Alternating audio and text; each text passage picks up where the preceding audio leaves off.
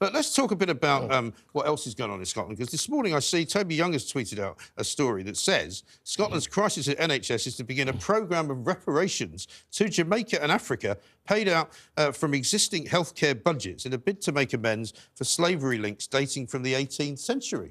Incredible. I've got to admit, when I saw that tweet, and I saw Toby's name in it, I thought to myself, there'll be an exaggeration there. But I've delved into it a little, and apparently it has a basis in truth.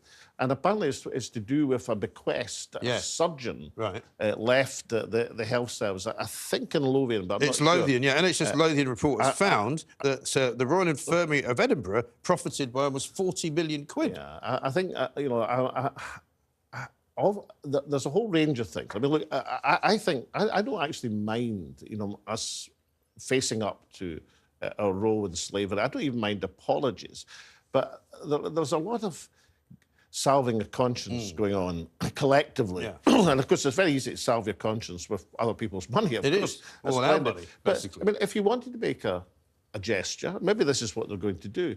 Then why don't you set up a cooperation healthcare institute? Well, you think they might be able to help us out? Well, yes. Yeah, because our healthcare system's the one that needs help. Well, I mean, the Caribbean have been helping out the National Health Service for generations, and often without acknowledgement. Yeah. But, you know, I dare say that the Scottish Health Service have got a range of expertise and a range of things that the Caribbean could do with. And why don't you do that? Why don't you set up a joint thing? Well, that would make more sense. I'm uneasy about reparations because... But I don't think just giving folk dollops of money and saying, well, that makes it all right then, we would does the job. Well, also, I mean, whenever we have these conversations about who's giving money to which countries and to which organisations, it always ends up in the wrong hands. It never ends up in the hands of people who are going to do something decent. And there's also this guilt. I mean, I remember a few years back, there was I saw a story saying Robert Burns was a racist, right? Yeah. And you think, how can Robert Burns be a racist? And the genesis of the story was that he almost, but didn't, go to work in a plantation which had slaves in the West Indies. Now, the fact he didn't actually go, and he wrote poems like The Slave's Lament, you know, which had real empathy for somebody in that condition. That didn't matter. Apparently, we were all to say he was really a racist because he didn't actually take a job in the West Indies. I thought he was just a misogynist. Well, I mean, people write that as well, but let's put it this way, he was a great poet, regardless. He was a great poet. Now, what I'm saying, but the mentality, excuse me, the mentality which says, look, we've got to get everybody 100% perfect, and if there's a speck of sawdust in anybody's eye, we've got to pull them down, or we've got to apologise collectively to make ourselves feel better. Well, if you're going to make yourself feel better, do something constructive. Do a joint institute in medical research. Research one of the great diseases which is afflicting people in Jamaica or whatever. Do something sensible. Don't just say, we'll give you a dollop of money and then we're all right. Surely not really for NHS Lothian or indeed NHS Scotland to do anything like that with NHS money, which is basically collected through the tax system and paid for by people in this country.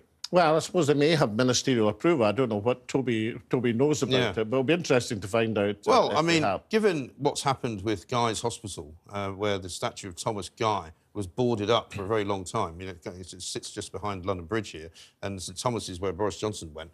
You know, that was all started by a man who was known as a philanthropist. But the reason they covered up his statue was because, despite the fact that he built 2 hospitals for the poor in London back in the day, he had links to the South Sea Island Bubble Company or something like that. Well, and so they said, well, maybe they're going to knock the hospitals down now? And you debated with me in the Edinburgh Festival beside the David Hume Tower. There was actually a movement not to call the David Hume Tower because they thought on one occasion David Hume, who incidentally was fiercely against slavery, but on one occasion he might have said something that wasn't 100% what you would say now. Yes. I mean, there is a means by which this has gone far too far.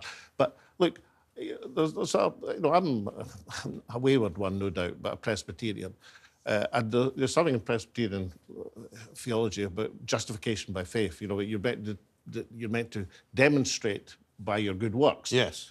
I think people have got into a mode where they think they can, instead of demonstrating by their own good works what they do in terms of what they contribute to society, that if they all say things collectively or say, woe is me, you know, we've done dreadful things, let's give you a dollop of money, then somehow that justifies themselves. Well, it doesn't. Well, that's called virtue signalling, isn't it? Yes, as opposed to actually doing something about it. Exactly right. And that's what I was saying about the money and where it all goes, because, you know, there was a proposition, I think, in California, that anybody related to the slave trade should be the recipient of $1 million.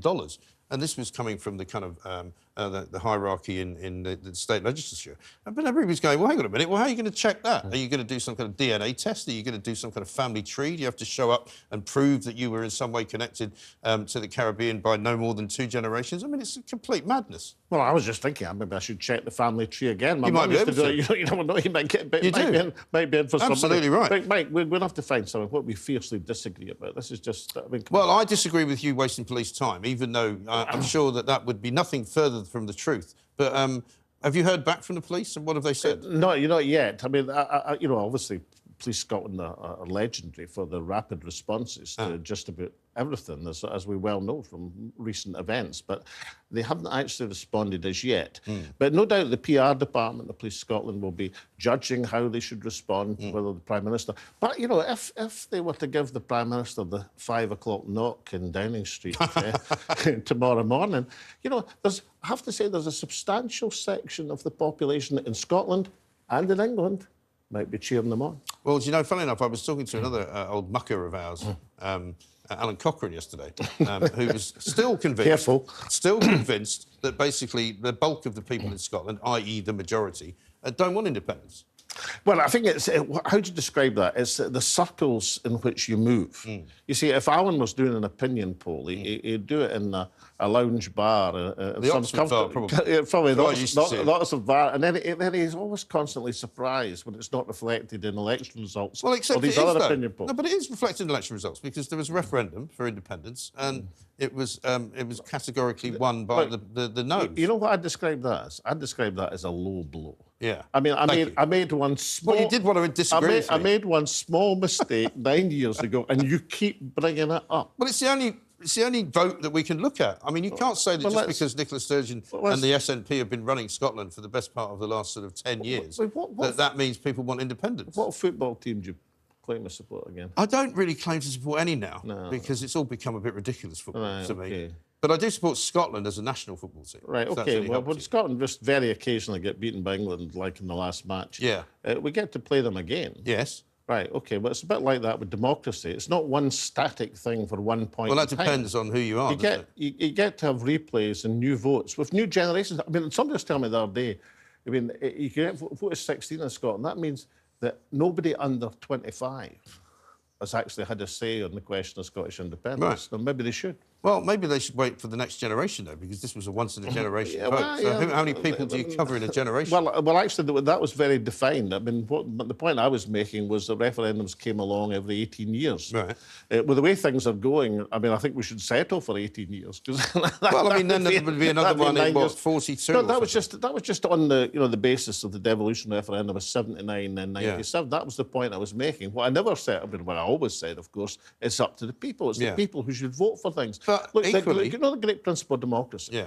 You should follow the will of the people, even when you don't agree with it. Yes. Easy when you agree with it. And if people want something in a democracy and they vote for it clearly and absolutely, then they should get it. And you can't say, oh, well, you've changed your mind since the last time. That doesn't cut it, Nick. Well, yeah, I'm not saying that, but then do you just continue to have another referendum, and you go backwards and forwards? Are we in the European Union? Are we out of it? Are we in the United Kingdom? Are we out of it? You can't go backwards and forwards. You should mention the European Union. Wasn't the referendum way back that you wanted to reverse by having another referendum? I didn't want to reverse it. Well, somebody wanted to reverse it because there was a second referendum. Starmer wanted to reverse it because he said he wanted to have a second one. I'm merely saying people should get what they vote for. Democracy is not a static And they thing. did. People are entitled to change their minds. Yes. Now, although, don't forget, Rishi Sunak has now rebranded the word change because he says it's time for a change, but he's going to stay where he is. Well, exactly, which is a triumph of decisive leadership. And there's no question. Look, if you look around world leaders and you say, who exemplifies the virtues and the triumph of doing nothing, then the UK Prime Minister is right up there. Yeah. Well, sometimes I prefer politicians to do nothing than to do something, because sometimes the things that they do, which they regard as something, are often wrong and bad. And Mike Graham, you've now totally reversed your position. When you read out a list, which I frighteningly agreed with some parts of it, of all the things he should be getting on with. Well, yeah. So exactly. Let him get on with that. Well, yeah, but he's not doing that, is he? And that's exactly the problem. You know, the point about the whole Rishi Sunak kind of act is that, you know, he thinks that we want him to ban cigarettes. I didn't vote for that. Nobody did. Nobody voted for HS2. And now he's going to crash the train. I'll give you this, mate. Having watched you in action, in person, in front of what might be described as a slightly sceptical audience crowd at the Edinburgh Festival, I've got absolutely no doubt whatsoever you could wow a Tory conference. You could probably actually wake them up if you tried very hard. I'm sure I could. Well, I couldn't say that, but I damn well could. I think I would try. Alex, great to see you, as ever. You, mate. You're going to make an appearance on Plank of the Week later on as well, so I'm hoping you're going to be on fine form for that.